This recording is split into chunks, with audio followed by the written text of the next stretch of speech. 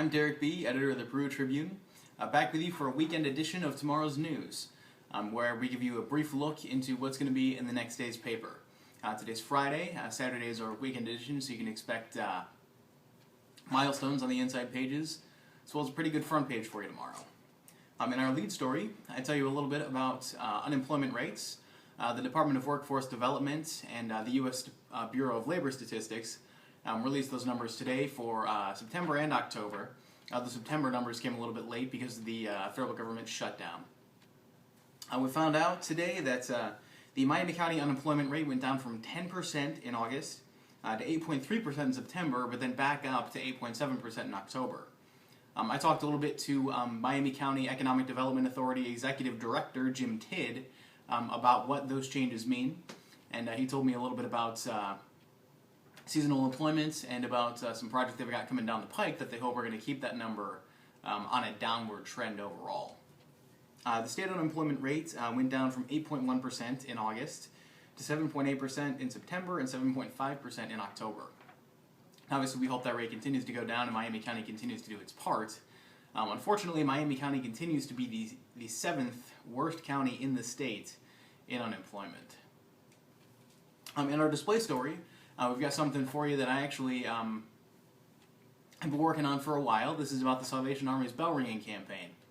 It's their kettle campaign, technically. It's the red kettles. They have somebody out there with a bell from 9 a.m. to 9 p.m. at a bunch of local grocery stores.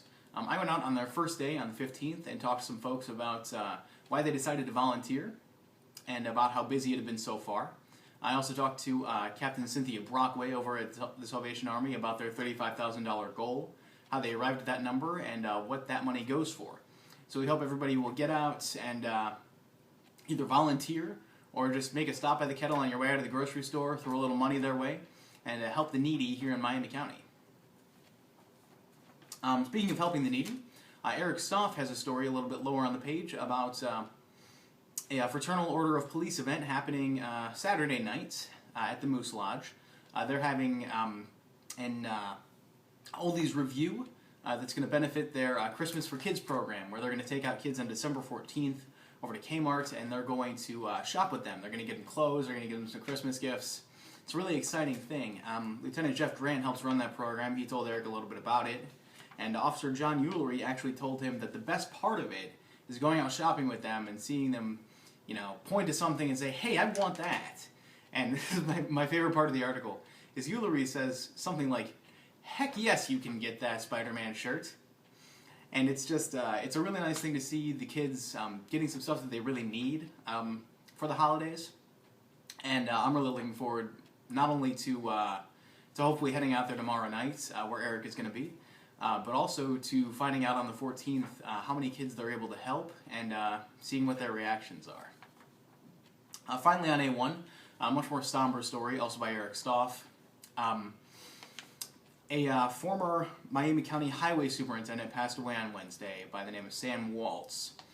He actually resigned that position over the summer because he discovered he had prostate cancer. It's very sad to see somebody like that who, according to his friends and his coworkers, was such a great guy and a dedicated public servant, cut down before his time. We wish him and his friends and his family all the best through this challenging time, and hope that can be a reminder to all of us to keep track of prostate health and be as proactive as possible. Finally, on the sports page, Matt Wilson, Marion sports editor, brings us a story today about the Oak Hill football season, looking back at their 9-4 results and their first sectional title since 1996. It's been a week now since their season ended at Tipton, 56-2. But Coach Bud Osmond said, "This hurts now, and we want it to hurt." Hopefully Coach Osmond can take that, motivate his guys for next year, and they can do even better in the 2014-2015 football season. As always, you can find all of those stories in tomorrow's print Peru Tribune. You can find them on PeruTribune.com tonight. You can find us on Facebook, find us on Twitter. You can find me and all of our reporters on Twitter. Until tomorrow, that's tomorrow's news. I'm Derek B. Have a great weekend.